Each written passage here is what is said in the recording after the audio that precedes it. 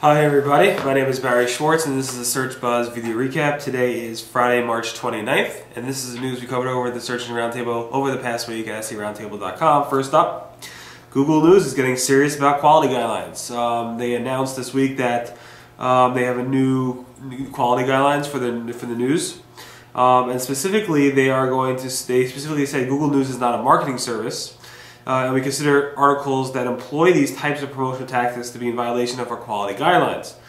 Specifically, Google doesn't want you to mix news content with affiliate, promotional, editorial, or marketing materials for your company or any other third party. If you do that, Google has the right to block you, remove you from Google's index completely. If you are going to be going ahead and inserting editorials and different things like that, Google says you should block them yourself from being included in Google News. If not, Google might block your whole entire website. We have a lot more details about this at the Search Engine Roundtable on March 28th at SERoundtable.com. This week I also posted about some type of link thing. Everybody gets them all the time. It's now these link removal requests.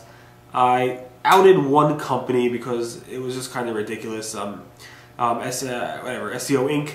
They went ahead and sent me an email saying I linked to them in a blog post from 2005 where I specifically talk about their company, and they want that link removed because they're trying to clean up their link profile.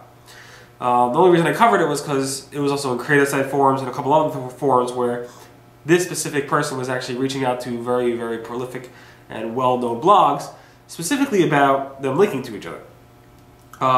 The reason I covered it was not necessarily because it was a specific company doing it, and not necessarily because it's happening a lot more often than recently, which it is. It's more about what somebody said in the forum, saying, basically suggesting that you should remove it because if you don't remove it, they might use the disavow tool, which might end up hurting you. And I think that's ridiculous. You should not be afraid of linking to people because they might use a disavow tool in Google. Google specifically says it doesn't currently hurt a site by using a disavow tool. So if I disavow my competitors, it's not going to hurt my competitors. Currently, who knows what's going to happen in the future? And even if it does hurt them in the future, if you are linking to somebody because it's relevant, because it's real and it's useful, you can't worry about people using the disavow tool. You can't worry about that. That being said, I spoke to the CEO. Whatever it is, I mean, the main point is do not be afraid of people using the disavow tool. I think it's ridiculous. Google's causing all this fear, which they have no choice. They have to do it. It's not Google's fault. It's the whole economy of SEO which caused all this stuff. That being said, we're in the situation now, and it is what it is, I guess. Google AdWords updated their trademark policy across all countries now. Now you are allowed to pretty much you bid on trademark keywords anywhere in the world. You're not necessarily allowed to use that keyword, trademark keyword, in your ad copy, but you are allowed to use it to trigger ads from showing up. This is going to be effective April 23rd of this year. Specifically, the countries that it was not allowed in the past, and now it is allowed, is China, Hong Kong, Taiwan, Australia, New Zealand, South Korea, and Brazil. If you want to learn more about it, March 28th at SERoundtable.com.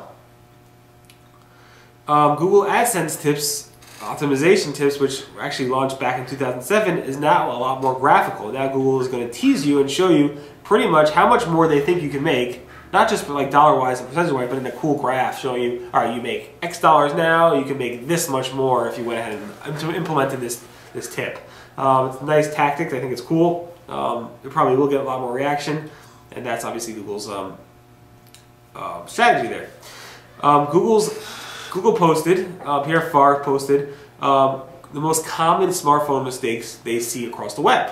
So now when you make a smartphone-enabled website, Google has obviously the recommendations for that, but they're keeping track of stuff. And they basically said, these are the most common mistakes people make when they make smartphone websites. First one is unplayable videos, obviously HTML5.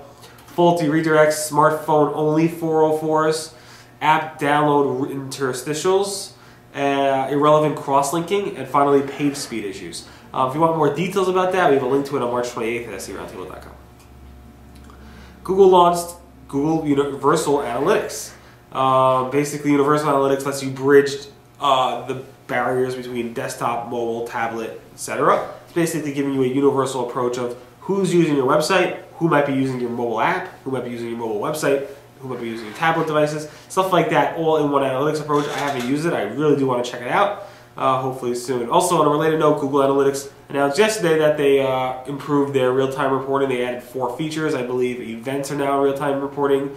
They added the ability to segregate mobile traffic, some other segregations and customizations as well as shortcuts. We posted several polls this week because I was offline on Tuesday and Wednesday for Passover. I will again be offline on Monday and Tuesday, so I'll have something scheduled. Maybe not on Monday because it's April Fool's. Definitely take a look at it, Searching Roundtable on April Fool's. If you're available to do so. Alright, so the polls. 12% of the people we polled said Google Social has no influence on Google rankings. We did a poll asking people what social signals influence Google's rankings, and 12% said no, they don't. 46% said yes, they do, and 42% said they only do, but a little bit.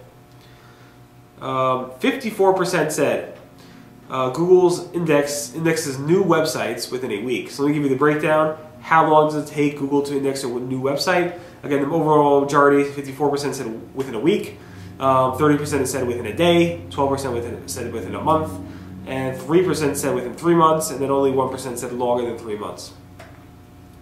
So it's good to get that. Obviously, this is not actual science data. It's basically what the perception of SEOs on this type of stuff is.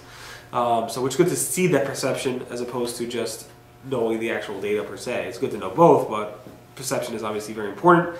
60% of SEOs are not worried about using the mass no index. So I did a poll asking, would you use a mass no index, like on mass, using the no index tag on multiple mass number of pages on your website? 60% said no, they're not worried. 23% said yes, they were worried if they would do so, and 16% said it depends. They might be worried and might not be worried depending on the situation. Finally, Yahoo obviously redesigned their homepage about a month ago or so. And I like their new design, but 80% of you guys do not. You guys hate it. 80% said they hate the new design, 12% said they like it, and 8% just don't care at all. Anyway, that pretty much recaps the Search Buzz video recap. Again, I will be offline Monday and Tuesday for Passover. Today is Good Friday, and also I think Sunday is obviously Easter. I don't believe Google will have a logo, because they never have a logo on Easter, or they haven't had a logo on Easter since like 2004. But anyway, maybe we'll have some posts scheduled for Sunday, Monday, and Tuesday. Probably less on Monday because it's April Fool's, and April Fool's is a horrible, horrible holiday for people who cover search news or any news in general. Anyway, be safe, enjoy. Thanks so much for listening to the Search Buzz video recap. Everyone have a great weekend. Good Easter, good Passover, and I'll see you guys next. Today again, March 29th, Friday, 2013. Bye.